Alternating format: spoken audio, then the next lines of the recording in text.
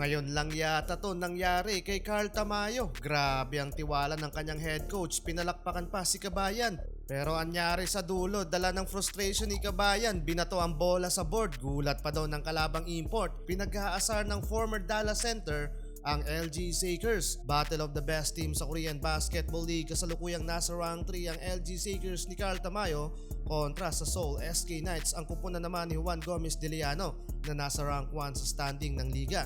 Well, eto opening ng frame 3-pointer mga idol, ang first field goal ng LG Sakers, 6-0 run mga idol para sa visiting team. Nagmintis pa mga idol yung unang field goal ni Tamayo from the 3-point line.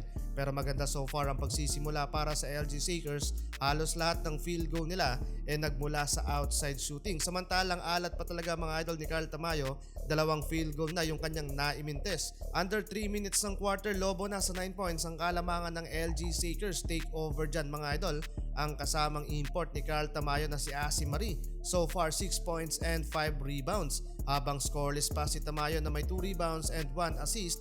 Back to bench yung dalawang starting import ng LG Sakers, kaya nakahabol sa scoring yung home team. From double digit lead ng LG Sakers, down by 6 points na lang ang lead, 16-22 end of first quarter. Second quarter, binalik ng LG coach yung kanyang starting unit. 3-pointer naman mga idol ang pagsisimula para sa visiting team. Pero 5-0 run ang naisagot ng SK Knights, former Dallas center ang nagpapahirap ngayon sa LG Sakers. Plus yung napaka-efficient na 3-pointer ng local player ng SK Knights.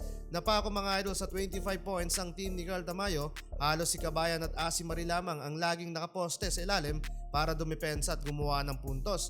Pero hirap talaga at sobrang alat bigla ng LG Sakers. Back to bench si Carl Tamayo at halos hinihingal ng sobra sa fast-paced attack and defense ng kalaban. Under 3 minutes ng quarter, finally nakasagot na ang LG 4-0 run. Step up yung second unit ng LG at naibaba na nila sa 2 points ang lead ng home team. Early game pa lang, halos maiyak to ng kalabang Koreano. Alat naman ni Carl Tamayo sa first half, 3 points lead para sa home team. Second half tayo mga idol, still malaki pa rin ang tiwala ng LG coach kay Carl Tamayo kahit hindi efficient sa scoring. And finally, under 7 minutes ng third quarter, first field goal ni Kabayan, kumonekta na yung kanyang tira. Pinalakpakan pa doon si Kabayan ng kanyang head coach. Habang third quarter din mga idol, naitala ni Carl Tamayo yung kanyang first personal foul na na-draw ni Jamil Warney. Not one but 2 personal foul na mga idol ang kanyang nakumit. And one opportunity pa yon mga idol, pinag-aasar ng former Dallas center si Carl Tamayo. Huge run for LG Sakers sa pagpasok ng fourth quarter, 7-0 run. Down by 3 points ang lamang ng home team, pero frustrated na mga idol si Carl Tamayo.